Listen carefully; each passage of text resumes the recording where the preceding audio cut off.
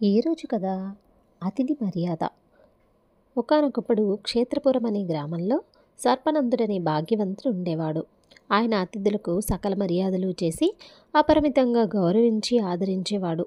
తనలాగా అతిథి మర్యాదలు చేసేవారు లేరని ఆయన నమ్మకం. వచ్చిన అతిథులందరూ సర్పనందుణ్ణి పొగిడి వెళ్ళేవారు. అందుకు సర్పనందుడు మహాసంబరపడిపోయేవాడు. కానీ ఒకసారి గోపాలుడనే అతడు ఆయన వద్ద అతిథి సత్కారం పొందాక, శ్రీపురంలో రంగనాథుడి తర్వాత అతిథి మర్యాదకు నిన్నే చెప్పుకోవాలి అని మెచ్చుకున్నాడు. తనను శ్రీపురం రంగనాథుడి పేరు చెప్పి చిన్నబుచ్చినందుకు సర్పనందుడు నోచుకొని, ఆ రంగనాథుడెవరు, ఆయనలోని ప్రత్యేకత ఏమిటి అని గోపాలుణ్ణి అడిగాడు. దానికి గోపాలుడు ఆశ్చర్యంగా, శ్రీపురం రంగనాథుడి గురించి తెలీదా?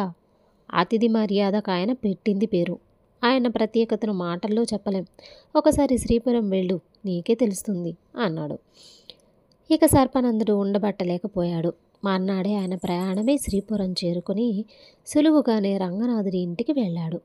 రంగనాథుడిది చిన్న పెంకుటిల్లు. ఇంటి అరుగు మీదే ఆయన కూర్చుని ఉన్నాడు. సర్పనాథుడిని చూస్తూనే ఆయన వివరాలను అడిగి తెలుసుకున్నాడు. సర్పనందుడు అసలు విషయం చెప్పక, తను వజ్రాలు అమ్మడానికి వచ్చానన్నట్టు చెప్పాడు. వజ్రాలు అమ్మే మాట అయితే శంభునాథుడింటికి వెళ్ళండి, ఆయన మీకు చక్కని ధర వచ్చేలా చేస్తాడు.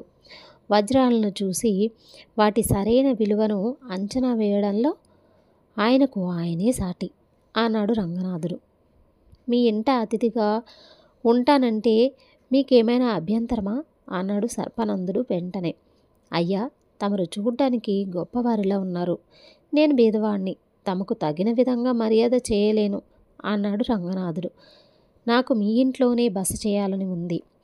మీకు ఇష్టం లేదంటే శంభునాథుడింటికి వెళ్ళిపోతానులేండి అన్నాడు సర్పనందుడు.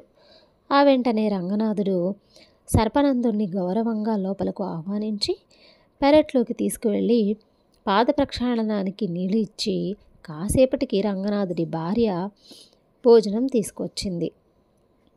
పిండి వంటలు లేకున్నా చేసిన పదార్థాలు రుచిగా ఉన్నాయి. భోజనం అయ్యాక సర్పనందుడు శంభునాథుడి ఇంటికి వెళతానన్నాడు. అందుకు రంగనాథుడు అంగీకరించగా, ఏరి కోరి నా ఇంటికి వచ్చారు.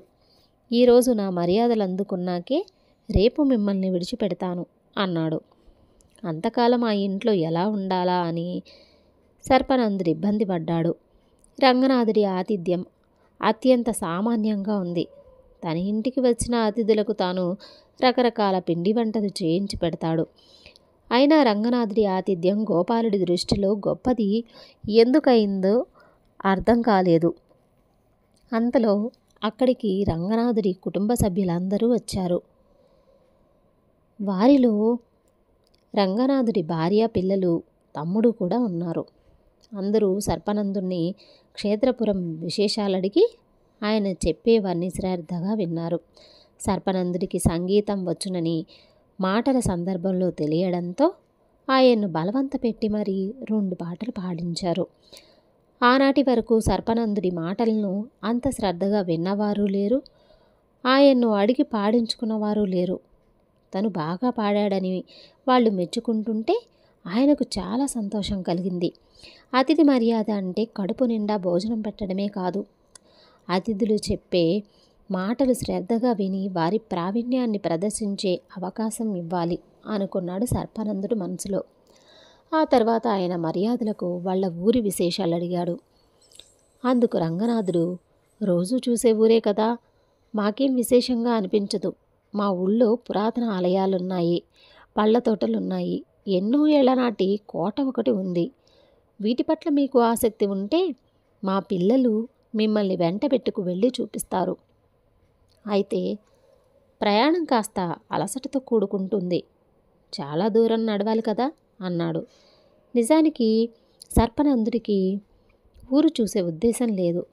అందువల్ల ఆయన తనకు అలసటగా ఉందని తప్పించుకొని ఆ ఇంట్లో వారికి ఏ ఏ విద్యల్లో ప్రావీణ్యం ఉందో అడిగి తెలుసుకున్నాడు.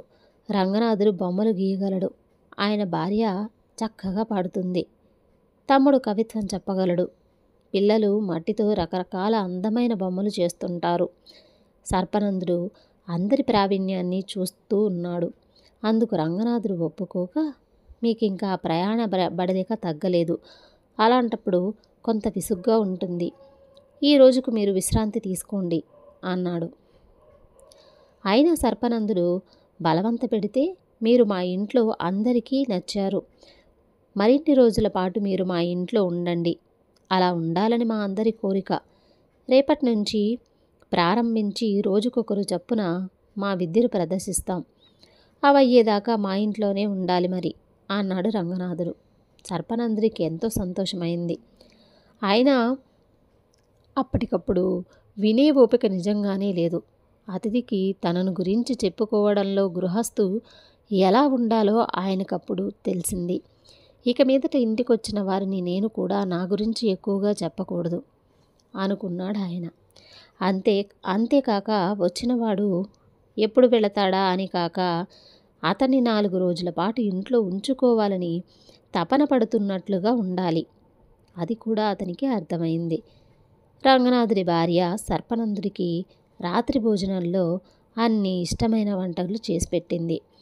మధ్యాహ్నం ఆయనను మాటలలో పెట్టి తెలుసుకోవడం వల్ల ఆమెకు అది సాధ్యమైంది. భోజనాలయ్యాక అందరూ కాసేపు కబుర్లాడుకున్నారు. తర్వాత రంగనందుడు సర్పనందుని ఒక గదిలోకి తీసుకువెళ్ళి, మీకు తీరని కోరిక ఏదైనా ఉంటే చెప్పండి, తీర్చగలను అన్నాడు. సామాన్యుడైన రంగనాథుడు భాగ్యవంతుడైన తనకు తీరని కోరిక తీర్చగలగటం అసాధ్యం. అయినా ఆయన అలా అడిగినందుకు తగు విధంగా బుద్ధి చెప్పాలనిపించి, ఇలా అడగడం మీకు భావ్యం కాదు. మీరు తీర్చలేనిది అడిగానన్న బాధ నాకు కలుగుతుంది.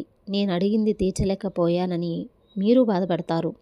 ఎవరైనా ఎవరికైనా తమ సమర్థతను బట్టే వాగ్దానాలు చేయటం ధర్మం కాదంటారా అన్నాడు సర్పనందుడు. వెంటనే, మీరు చెప్పింది అక్షరాలా నిజం. తీర్చగలను కాబట్టే నేను మిమ్మల్ని అడిగాను.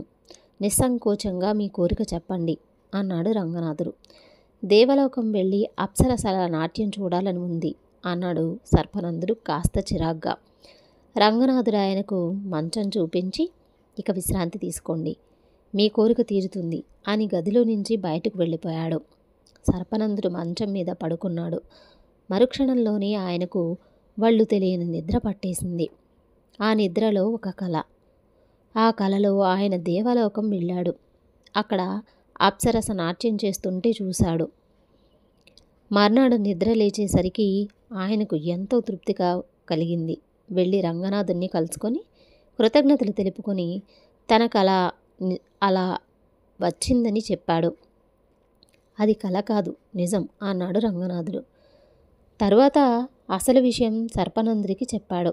ఒకసారి రంగనాథుడి ఇంటికి వచ్చిన అతిథి ఆయన చేసిన మర్యాదలకు ఎంతో తృప్తిపడి, నాయన, నేను నా తపస్సంపన్నుణ్ణి, నా శక్తిలో కొంత ఎవరికైనా ఉత్తముడికి దారపోయాలని నా కోరిక.